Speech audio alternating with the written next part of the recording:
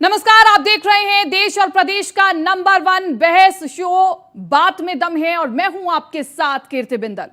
BJP की मूल विचारधारा में 3 एजेंडे अहम थे। राम मंदिर निर्माण, धारा 370 की समाप्ति और समान नागरिक संहिता। 2 एजेंडे तो देखिए पूरे हो चुके हैं और अब बारी है तीसरे अहम एजेंडे की, जिसको लेकर के लॉ कमीशन ने कदम आगे बढ़ा दिए हैं और धार्मिक संगठनों और आम लोगों से राय मांगी है, जिसके बाद जमीयत उलमा हिंद विरोध में खड़ा हो गया है। जमीयत के मुखिया अरशद मदली ने साफ कहा है कि समान नागरिक संहिता उन्हें किसी भी सूरत में कबूल नहीं है। सवाल ये उठता है कि आखिर जमीयत के इस कड़े विरोध की वजह क्या है? क्या एक देश एक कानून सबके लिए जरूरी नहीं है? इस पर हम करेंगे चर्चा, लेकिन पहले आपको दिखाते एक रिपोर्ट। तो देखिए, सवाल तो महत्वपूर्ण है कि जब एक देश है तो फिर कानून एक क्यों नहीं, और आखिरकार किस बात का डर है? इसी सवाल पर आज हम चर्चा करेंगे। तमाम जो गेस्ट है वो हमारे साथ जुड़ चुके हैं। बीजेपी से हमारे साथ रोहित सक्सेना जी जुड़ चुके हैं, आपका बहुत बहुत स्वागत है। दीपक रंजन हमारे साथ समाजवादी पार्टी के प्रवक्ता जुड़ चुके हैं। दीपक रंजन जी, आपका भी बहुत बहुत स्वागत है। मौलाना मुफ्ती नदीमुद्दीन इस्लामिक स्कॉलर हैं, वो भी हमारे साथ जुड़ चुके हैं। मौलाना मुफ्ती नदीमुद्दीन जी, आपका भी इस चर्चा में बहुत बहुत स्वागत है। संजय राणा पॉलिटिकल एक्सपर्ट हमारे साथ जुड़ चुके हैं। संजय राणा जी, आपका भी इस चर्चा में बहुत बहुत स्वागत है। और इस चर्चा की शुरुआत मैं मौलाना मुफ्ती नदीमुद्दीन जी आपसे करूंगी कि देखिए, अभी तो ड्राफ्ट भी तैयार नहीं हुआ है, अभी तो सलाह मशवरा किया जा रहा है, और फिर आखिरकार ये क्यों हो हल्ला इतना हो रहा है कि ये मुस्लिम विरोधी है, फलाना है, ढिमकाना है? क्यों भाई? देखिए, भारतीय जनता पार्टी का देश से प्रॉमिस है, वादा है कि हम आचार संहिता लागू करेंगे, यूनिफॉर्म सिविल कोड लागू करेंगे। उनके मैनिफेस्टो में भी था और सुप्रीम कोर्ट के भी एक रोलिंग में है कि हम ये यूसीसी लागू होना चाहिए। मगर देश का जहाँ तक सवाल है, हमारे मुख्तलिफ कल्चर है, तहजीब है, ये पॉसिबल नहीं लगता है। देखिए, 511 धाराएं आईपीसी की हैं, 484 धाराएं सीआरपीसी के देश के हर नागरिक पर लागू होता है। मगर अगर कल्चर की बात करें तो आइए मैं तेलंगाना के बताता हूं कि तेलंगाना में हिंदुओं के अंदर मामू और भांजी में शादी होती है, और हिंदुओं में 2 बहनों के साथ एक पति शादी करता है, वो लीगल वो करते हैं, जबकि 95 का एक्ट उसके खिलाफ है, उसके बाद भी शादियां होती हैं। आइए देखिए, बहु विवाह का जहां तक मामला है, मुसलमान में 1.9 है और हिंदुओं में 1.3 है। एक मिनट मेरी बात हो जाने, उसके बाद आप बात करिए। नॉर्थ ईस्ट में जो स्पेशल स्टेटस संविधान ने दिया है, क्या आप उसको खत्म करेंगे? और अभी आसाम के अंदर हिंदुओं में भी एक औरत 4-5 मर्दों के साथ रहती है, कुछ कबीलों के अंदर ऐसा है। तो मैं कहता हूं कि ये सब खत्म कर पाएंगे? रहा सवाल मुसलमानों का कि विरासत है, गोद लेना है, तलाक है, सबको एक साथ कर दिया जाए, ये पॉसिबल नहीं है, मुमकिन नहीं है। हमारा विरोध इतना ही है कि सबका कल्चर अलग अलग है, उसके बावजूद अगर भाजपा लाना चाहेगी नहीं, तो आपका इस पर स्पष्ट स्टैंड क्या है यूसीसी के ऊपर? आप यूसीसी के पक्ष में हैं या नहीं है? आपने बता तो दिया कि इसकी क्या नाकामियां रहेंगी, लेकिन आप ये भी बताइए कि आप यूसीसी के पक्ष में हैं। नहीं है, देश का ताना बाना बिखर जाएगा, आप देश को यूनाइट नहीं कर पाएंगे। इससे ताना बाना बिखरेगा देश का, आप देश को, अरे यार चलिए मैं आपका ये पॉइंट ले लेती हूँ। मैं एक बार सभी सिविल कोड को लागू करने की अभी कोई आवश्यकता नहीं। हम तो कहना चाहते हैं कब आवश्यकता है, कब लगती है आपको आवश्यकता इसकी बातें तो कब से हो रही हैं, आखिरकार कब लगेगी जरूरत आप सभी को? आप सब ये सोचकर क्या है कि बीजेपी को घेरना है? ना आप अपनी पार्टी के सांसद की बात करेंगे, ना आप यूसीसी पर बात करेंगे। आपको लगता है कि ये बीजेपी का एजेंडा है? बहरहाल मैं बीजेपी पर भी इससे सवाल पूछूंगी। ठीक है, मैं आती हूँ आपके पास। दीपक रंजन जी, एक बार सभी को जोड़ लूं चर्चा में, आपकी अनुमति हो तो सभी को जोड़ लूं चर्चा में। ठीक है, डॉक्टर रोहित सक्सेना जी, मेरा सवाल आपसे है कि आप केवल यूसीसी की चिड़िया हाथ में दबा करके रखेंगे या उसे छोड़ेंगे भी, या फिर ये चुनावों से पहले का महज एक शगुफा है कि अब चुनाव आने वाले हैं तो चलिए माहौल बनाते हैं थोड़ा? देखिए कीर्ति जी, पहले तो मैं आपको बताऊं समस्या कहाँ आ रही है। इनको देश तो सेकुलर चाहिए, लेकिन यहाँ पर जो संविधान है वो कॉम्युनल चाहिए। ये द्विअर्थी जो जो एक मतलब दोहरी राजनीति करने वाले विपक्षी लोग हैं, उनकी चीजें सामने हैं। ये कहेंगे नहीं, देश तो हमारा बिल्कुल सेकुलर होना चाहिए, यहाँ सबको समान अधिकार होना चाहिए, सब एक जैसे होने चाहिए। लेकिन जब कानून एक समान की बात होगी तो कहेंगे नहीं, वो तो कम्युनल होना चाहिए, वो अपना अपना होना चाहिए। अभी मौलाना साहब जो बात कर रहे थे जिस असंतुलन की, तो मैं आपको बताऊं, अगर यूसीसी की बात हो रही तो उसी असंतुलन को मिटाने के लिए हो रही है। और जिन दो समाजवादी पार्टी के सांसदों की असंतुलन मिटेगा कैसे? असंतुलन मिटेगा कैसे? हमारा जो भारत देश है, हर 6 किलोमीटर पे तो भाषा बदलती है, तो रीति रिवाज तो आप छोड़िए, तो ऐसे में आपके लिए तो बहुत मुश्किल भारत की मातृभाषा हिंदी करी गई है कि ये असमानता खत्म हो। ठीक है, पहली चीज। दूसरी भी, जिन दो सांसदों की हम बात कर रहे हैं, शफीकुर रहमान और एसटी हसन। शफीकुर रहमान वो हैं जो लोग कहते हैं कि लड़कियां हाथ से बेहाथ आएंगे, शब्द मैं वो नहीं बोल सकता जो उन्होंने बोला है। एसटी हसन कहते हैं कि इनकी प्रजनन क्षमता कम हो जाएगी। और दीपक रंजन भाई मेरे कहते हैं कि ये सपा का ऑफिशियल स्टेटमेंट नहीं है। तो ये मुझे बताइए, जब निपुण शर्मा ने स्टेटमेंट दिया था, नवीन जंदल ने स्टेटमेंट दिया था, तो उसको पार्टी का स्टेटमेंट क्यों बता करके ये पीछे पड़ गए थे? देखिए, जो भी व्यक्ति, कोई भी एक कार्यकर्ता, ये तो सांसद है, कोई भी एक कार्यकर्ता जो पार्टी से जुड़ा है, यदि वो कोई स्टेटमेंट देता है तो वो पार्टी का स्टेटमेंट है, आप उससे पलड़ा नहीं झाड़ सकते, बिल्कुल लड़ा नहीं जा सकते। ठीक। दूसरी बात आते हैं यूसीसी पर। यूसीसी लागू करेंगे तो केवल ऐसा तो नहीं मुस्लिम पर्सनल लॉ खत्म होगा, हिंदू पर्सनल लॉ भी खत्म होगा, एक समान कानून होगा, एक समान बच्चियों की आयु होगी, जितनी भी चीजें लागू होंगी सब पर एक समान लागू होगी। उसमें समस्या कहां पर है? क्यों नहीं इसको ये मानते हैं? मतलब केवल देश सेकुलर चाहिए, लेकिन हम कानून मांगेंगे अपना अपना कॉम्युनल। ये दोहरी राजनीति है, ये कहीं ना अच्छा नहीं। लेकिन डॉक्टर रोहित सक्सेना जी, मैं आपको एक बात बता दूं, आप जब हम आम जनता से सवाल पूछते हैं ना, तो आम जनता ये कहती है कि बीजेपी इतना इंतजार क्यों कर रही है, इतना क्यों सोच रही है? यदि ये कहना चाह रहे हैं कि हमारे यूसीसी का विरोध हो रहा है तो इट्स मीन हमें चुनाव में इसका नुकसान होगा, चुनाव की वजह से अगर हम कर रहे हैं तो हमारे नुकसान के लिए ये क्यों इतना परेशान है? होने दीजिए ना। यदि हमारे कानून लाने से हमें नुकसान होगा, लोग हमारे विरोध में रहेंगे, तो आपको समस्या क्या है? आप इतने हमारे क्यों सगे बन रहे हैं? हमें नुकसान होने दीजिए। देखिए, दोहरी राजनीति नहीं चलेगी। यदि देश सेकुलर होगा तो कानून भी सेकुलर होगा, और आपको मानना पड़ेगा। यदि देश सेक्युलर होगा तो कानून भी एक होगा। ठीक है, यतिमा चेतनानंद जी भी हमारे साथ जुड़ चुकी हैं। आपका चर्चा में बहुत बहुत स्वागत है। हिंदू धर्म गुरु हैं यतिमा चेतनानंद जी। मेरा सवाल आपसे है कि अभी हमने मुफ्ती मदनुद्दीन से बात करी थी, तो उन्होंने हमें कहा सीधे तौर पर कि हमें नहीं चाहिए यूसीसी, क्योंकि आप यूसीसी लागू भी नहीं कर सकते, पॉसिबल भी नहीं है। इसलिए पॉसिबल नहीं है क्योंकि विविधता है, रीति रिवाज अलग है। क्या आप ऐसे में सक्सेसफुल हो पाएंगे यूसीसी लागू करने में? चुनौती तो बड़ी है, इसलिए वो यूसीसी का समर्थन नहीं करते। ये उन्होंने तर्क दिया है। इस तर्क से आप सहमत हैं? नहीं कीर्ति जी, एक्चुअली ना ये ऐसा फ्रेम किया जा रहा है, ये नैरेटिव सेट किया जा रहा है कि इस देश में विविधता है। हाँ। लेकिन वो हमारी आध्यात्मिक स्तर पे विविधता है, वो हमारी संस्कृति की विविधता है। हम अलग अलग तरीके से पूजा पद्धति अडॉप्ट करते हैं, अलग अलग तरीके से हमारे रिचुअल्स हैं। रिचुअल्स पे कोई आपके प्रतिबंध नहीं लगा रहा है। आपको नमाज पढ़नी है, आप नमाज पढ़िए। आपको गुरुद्वारे जाना है, आप गुरुद्वारे जाइए।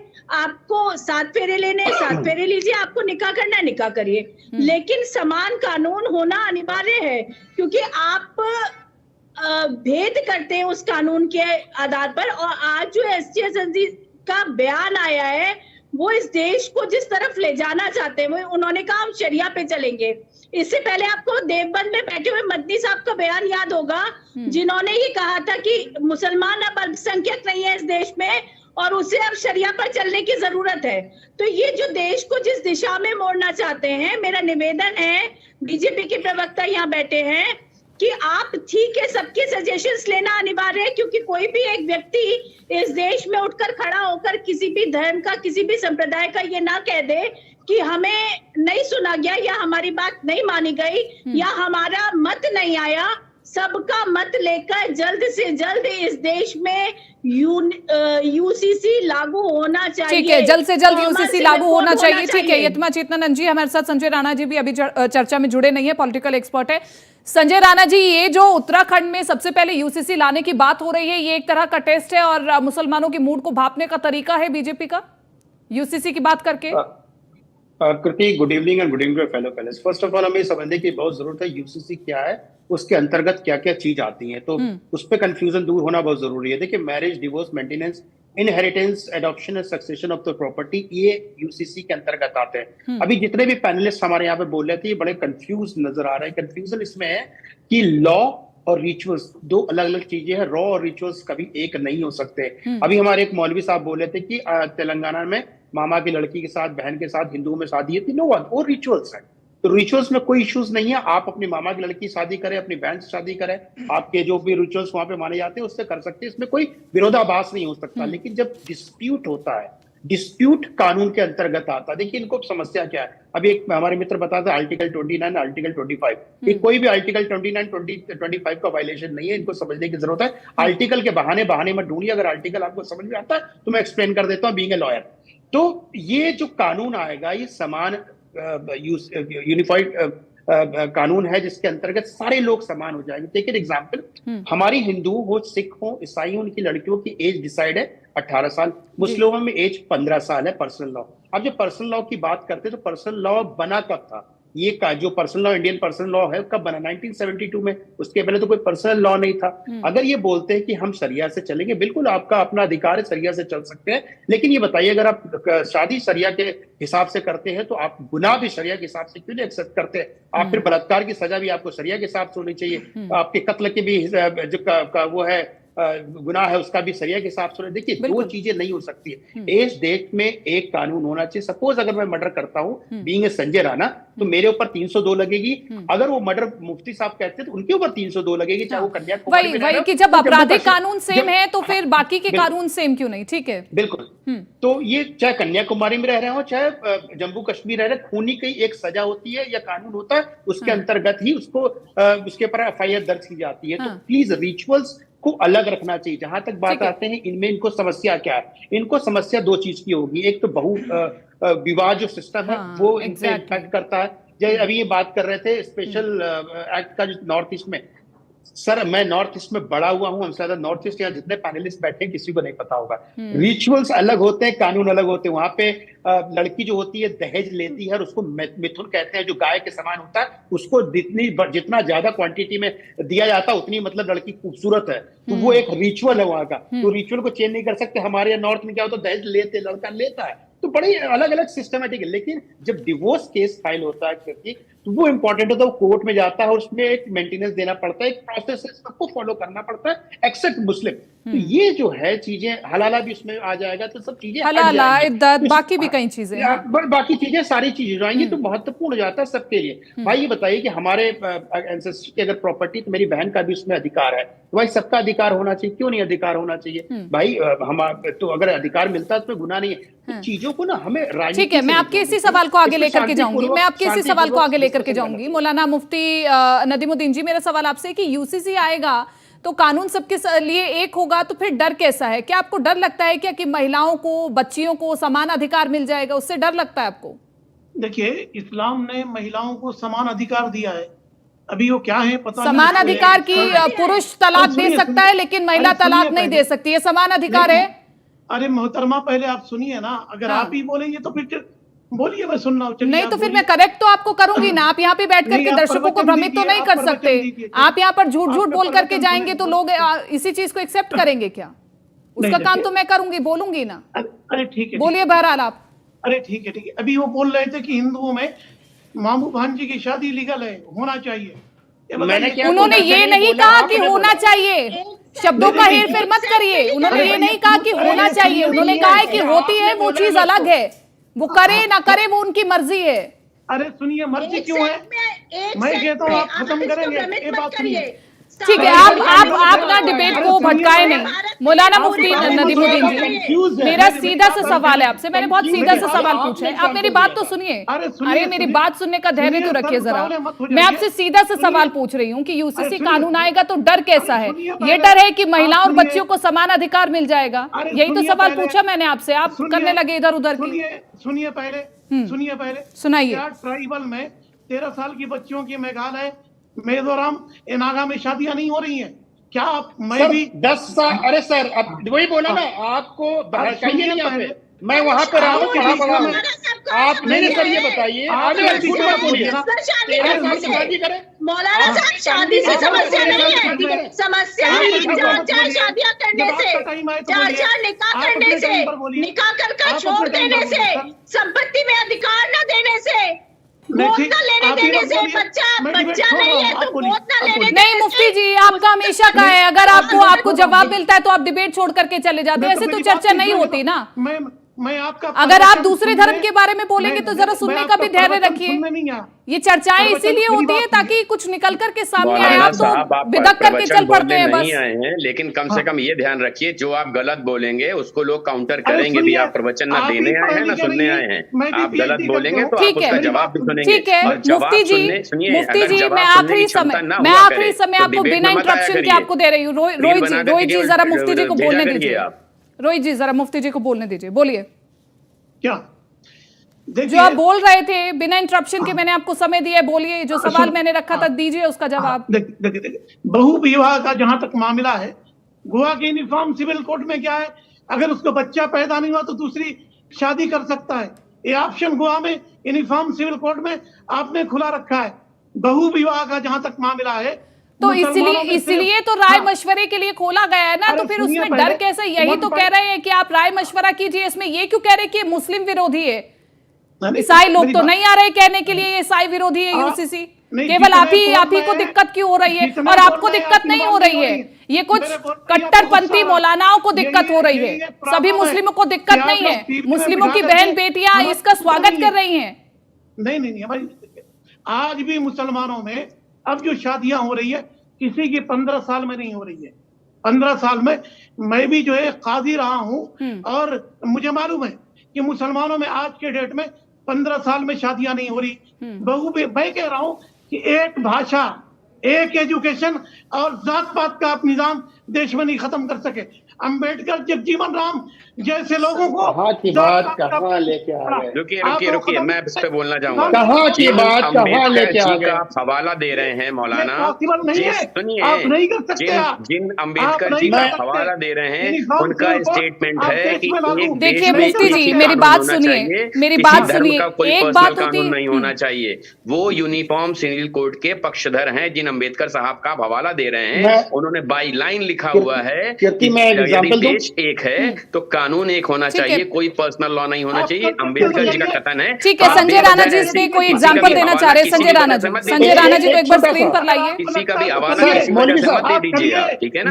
मुख्तलिफ रीति रिवाज है। अरे भाई, रीति रिवाज के लिए कौन मना कर रहा है आपको? नहीं देखिए, ऐसे में किसी की भी बात नहीं समझ पा रही हूँ, ना मेरा दर्शक कोई भी बात समझ पाएगा, ना मेरा कोई भी दर्शक कोई बात समझ पाएगा। तो आप सभी, मैं संजय राणा जी को कहूंगी। संजय राणा जी आपको एग्जांपल देना चाह रहे थे, दीजिए। बाकी आप सभी से मैं रिक्वेस्ट करूंगी, एक बार प्लीज आप चुप होइए थोड़ा सा। रिलेशनशिप है इसी देश में, महिलाओं का विज्ञापन पर उनका जो है वो हो रहा है, इसी देश में दे बह पा रहे। ये सारी चीजें आप सभी धर्मों की कुरीतियों को गिनवा देंगे, अच्छा है, चलिए गिनवाना भी चाहिए, लेकिन आप अपनी बात नहीं करेंगे। रुकिए जरा। इसी देश में सफीकुर रहमान और जो है महिलाओं की शादी की उम्र बढ़ने के बाद बच्चियों के लिए शब्द बोलते हैं, इसी देश में बोल रहे हैं, जिसके लिए सपा अपना किनारा ले रही है कि मेरा स्टेटमेंट नहीं है। रोहित भाई का आंसर देता हूं, 1 मिनट में। ये जरा मुफ्ती जी की आवाज नीचे कीजिए, मुफ्ती जी की आवाज थोड़ा नीचे कीजिए। संजय जी बोलिए। साक्षी महाराज ने क्या बोला, मुफ्ती बात सुन लीजिए। अरे क्या बोला वो भी बोलिए। आपको मुसलमान दिखाई दे रहा है, आप ये हरकतें करना बंद कर दीजिए। अगर कानून हो जाएगा ना मौलाना साहब, ये भी बात ही खत्म हो जाएगा। यूसीसी आने दीजिए, कॉमन सिविल कोड लग जाने दीजिए। ना साक्षी महाराज बोलेंगे और ना बोलने लायक रहेंगे। लोगों पे बात करते हैं, जब एक देश होगा, एक कानून होगा, एक विधान होगा सबके लिए, तो कहीं विवाद ही खत्म हो जाएगा। मैं इस चर्चा के लिए, मुझे लगता है नहीं, मैं इस चर्चा के लिए क्या तालियां बजवाऊं क्या? मुझे किसी की बात समझ नहीं आ रही है, मैं किसी की बात को सुन नहीं पा रही हूँ, लेकिन आप एक साथ सभी बोले जा रहे हैं। ऐसे डिबेट नहीं होती, ऐसे चर्चा नहीं होती, और इसलिए मुझे यहाँ पर एक बहुत छोटे से ब्रेक के लिए रुकना होगा। और उम्मीद करती हूँ कि ब्रेक के बाद जो चर्चा होगी वो सार्थक होगी और सभी एक दूसरे के बीच में नहीं बोलेंगे। एक छोटे से ब्रेक के लिए रुक रहे, जल्द हाजिर होंगे। और ब्रेक के बाद एक बार फिर से आप सभी का स्वागत है। चर्चा की हम शुरुआत कर रहे हैं, तमाम गेस्ट हमारे साथ जुड़े हुए हैं और मौलाना मुफ्ती नदीमुद्दीन जी, मैं शुरुआत एक बार फिर से आपके साथ कर रही हूं और बहुत मैं चाहती हूं आराम से ये चर्चा चले ताकि सभी को समझ आए। मौलाना मुफ्ती नदीमुद्दीन जी, मेरा सीधा सा सवाल है आपसे कि देखिए, पाकिस्तान में, बांग्लादेश में, मलेशिया में, तुर्की, इंडोनेशिया, सूडान, गोवा, सब में यूसीसी लागू है, तो फिर हिंदुस्तान में दिक्कत क्यों है? आपको सेक्युलर देश तो चाहिए लेकिन एक कानून नहीं चाहिए, ऐसा क्यों?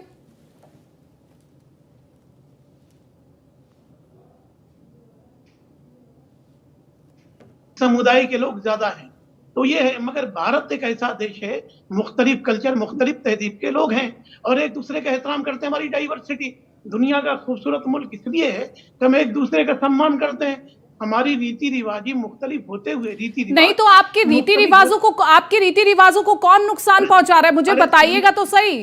यूसीसी का ड्राफ्ट तैयार हो गया है क्या? फिर आप पहले से ही माहौल क्यों बना रहे हैं कि रीति रिवाजों को दिक्कत हो जाएगी या फिर?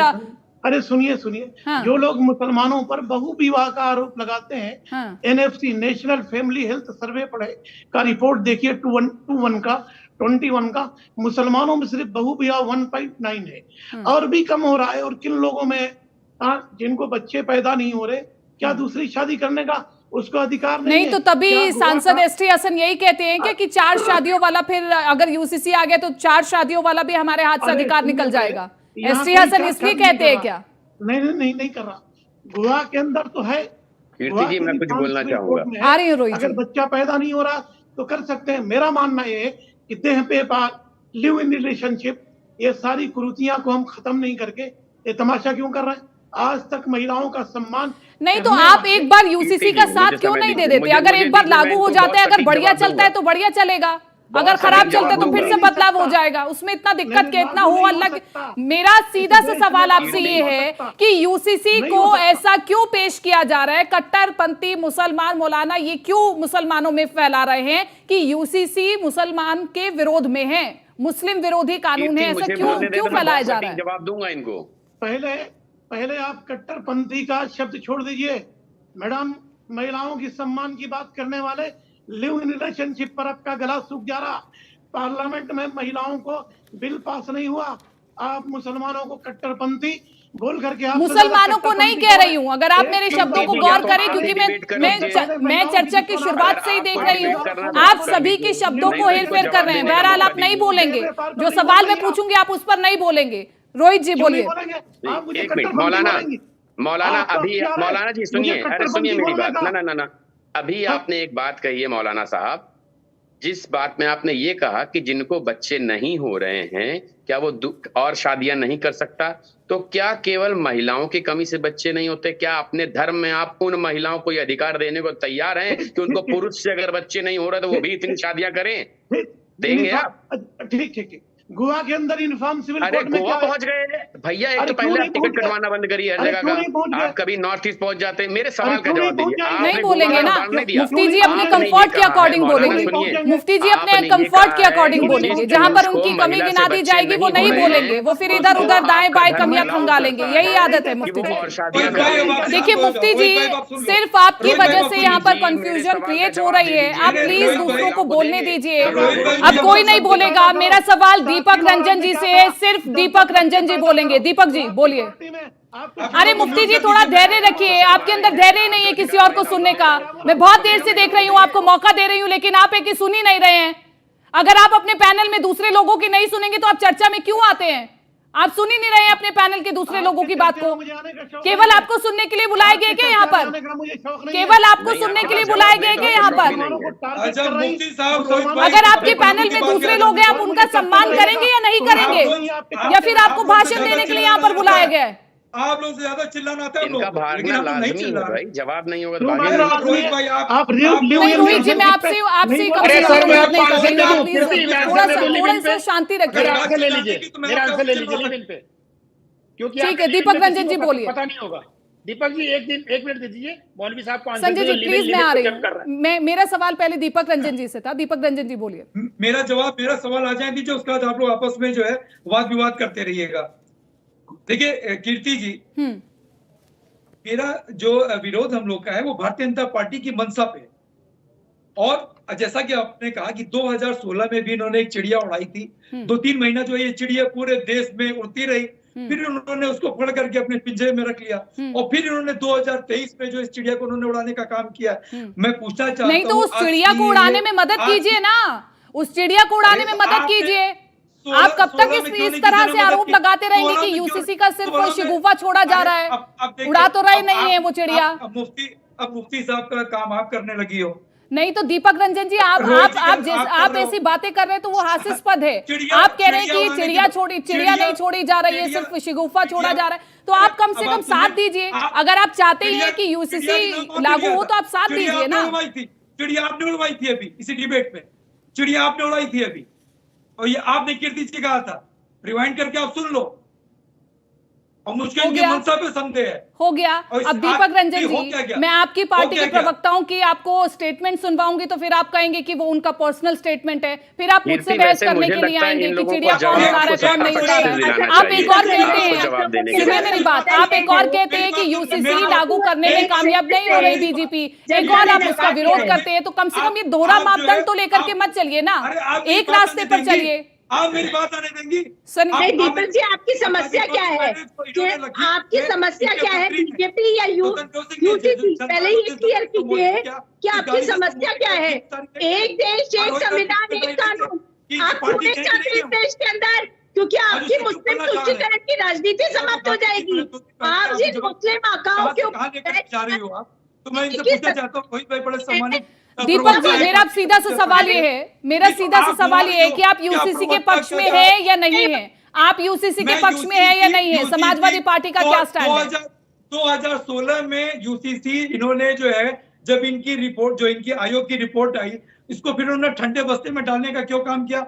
आज जब चुनाव में इनकी मनसा पे संदेह, आज सीएए, एनआरसी और एनपीआर का क्या हाल है आप बताइए। आप धारा 370 अरे कोई बात नहीं है, फिर जब सबका ऐसा हाल है तो यूजीसी का भी ऐसा ही हो जाएगा, फिर लागू हो जाने दीजिए। फिर इतना पेट पे दर्द क्यों हो रहा है? अगर सारे कानूनों का हाल खराब हो गया, जितने कानून बीजेपी लाएगी, तो दीपक जी देखिए, मेरी आपसे रिक्वेस्ट है दीपक जी, आप सवालों से भागे मत। अगर आप एक और बीजेपी पर आरोप लगाते हैं कि वो यूसीसी नहीं लेकर के आ रहे, महज एक शगुफा छोड़ रहे हैं, दूसरी ओर आप यूसीसी के बारे में बात भी नहीं करते हैं। समाजवादी पार्टी का क्या स्पष्ट स्टैंड है यूसीसी के बारे में? 2016 में रिपोर्ट, मेरा सवाल नहीं सुनेंगे मेरा सवाल नहीं सुनेंगे। एक छोटा सा सवाल आपसे ये है कि जब एनआरसी का हाल खराब हो गया, जब सीए का हाल खराब हो गया, तो यूसीसी का भी हो जाएगा। फिर आपके पेट में इतना दर्द क्यों है? वास्तविक स्थिति है। चलिए ठीक है, मैं आप दोनों को रोकना चाहूंगी। संजय राणा जी को स्क्रीन पर लाइए। संजय राणा जी, मैं सीधे तौर पर समझना चाहती हूं आपसे, कितना मुश्किल है यूसीसी को लेकर के आना कानून के रूप में, क्योंकि चुनौतियां कई है। समाजवादी पार्टी कहती जरूर है कि देखिए 2016 से बातें की जा रही है लेकिन लेकर के नहीं आया जा रहा यूसीसी, तो इस तरह की कई चुनौतियां हैं बीजेपी के लिए। कीर्ति, मैं 2-3 तथ्य दीपक जी, जब आपको मौका दिया था, सवाल पूछा था, आप सवाल से दाएं बाएं भागने लगे थे, तो आप प्लीज चुप हो जाइए। अब थोड़ा सा मेरे को 1 मिनट दीजिए, मैं समझाता हूँ। देखिए, हमारे कई लोगों ने कई भ्रमित चीजें यहाँ पे फैलाई हैं। जब कोई बोल रहे थे, हमारे मित्र बोल रहे थे कि अंबेडकर जी और नेहरू जी, देखिए अम्बेडकर जी, नेहरू जी 1948 से 1958 के बीच उन्होंने कोशिश की थी, 51 से लेकर 54 के बीच में कोशिश की थी, जाके पढ़ना ही आर्काइव में रखा हुआ।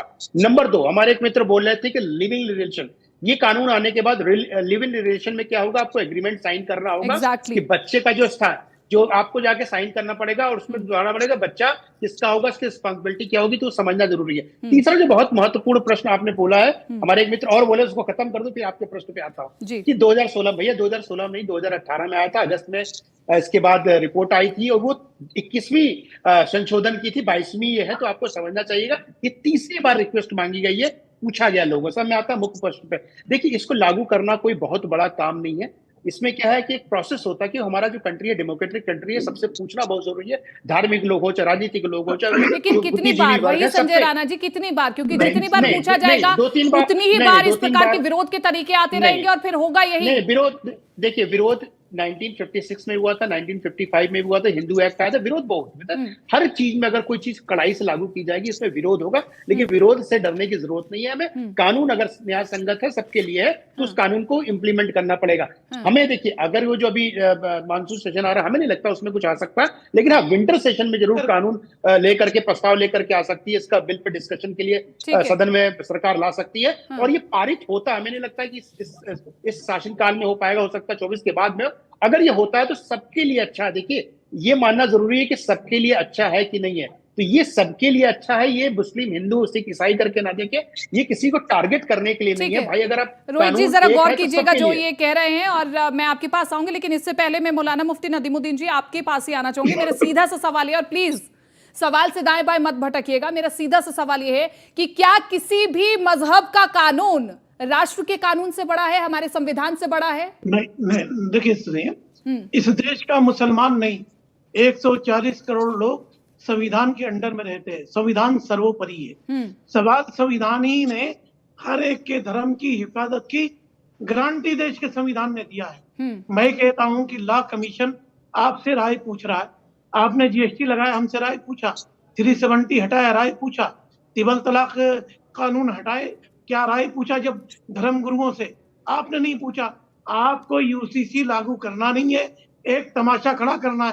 चलिए, आपके चैनल के माध्यम से वो बैठे हुए हैं बीजेपी के प्रवक्ता, उनकी क्या हैसियत है पार्टी में मुझे नहीं मालूम। तमाशा तो तब खड़ा होता है ना, तमाशा तो तब खड़ा होता है जब इस तरह से विरोध किया जाता है। तमाशा तो तब खड़ा होता है।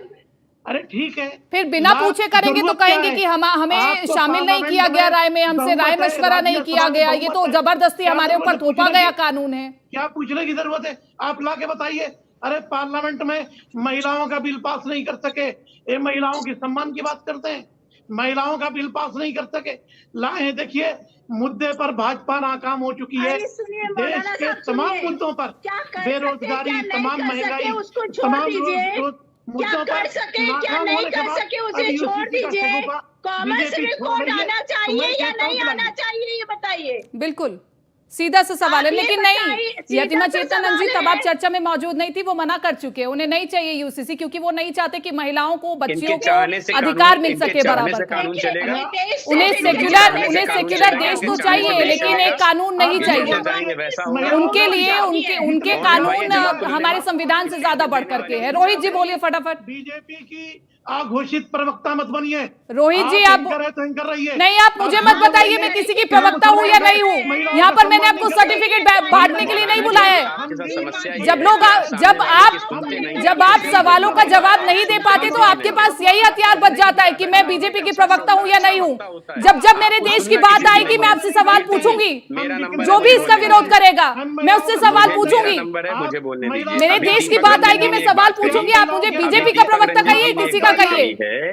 सुनिए, दीपक रंजन जी ने अभी एक बात कही है कि बीजेपी यूसीसी ला रही है, हम उसका विरोध कर रहे हैं। समस्या क्या है? बीजेपी जब वैक्सीन लाई थी तो इनके राष्ट्रीय अध्यक्ष ने विरोध किया था, लेकिन कुछ दिन बाद जाके लगवा लिया था। समस्या इनको इससे नहीं है, समस्या इनको इससे, सुनिए, अरे भाई आपसे नहीं बोल रहा हूँ, चुप बैठिए। आपसे नहीं बोल रहा हूँ, आप चुप बैठिए।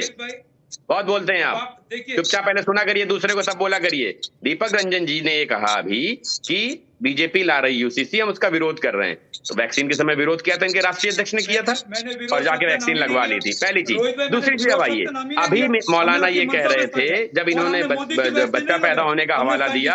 अरे सुनिए भाई दीपक जी, आप लोगों को मैं सुनता हूँ, आप सुनते नहीं। जब इन्होंने बच्चा पैदा होने का हवाला दिया तो इस बात से बिल्कुल कट गए कि यदि पुरुष की वजह से बच्चे नहीं हो रहे हैं तो क्या ये समान अधिकार इस्लाम में महिलाओं को देंगे कि जिस पुरुष से बच्चे नहीं पैदा हो रहे हैं? नहीं, एक्चुअली क्या है ना रोहित जी, एक्चुअली क्या है, इन्हें डर लगता है कि महिलाओं और बच्चियों को समान अधिकार मिल जाएगा।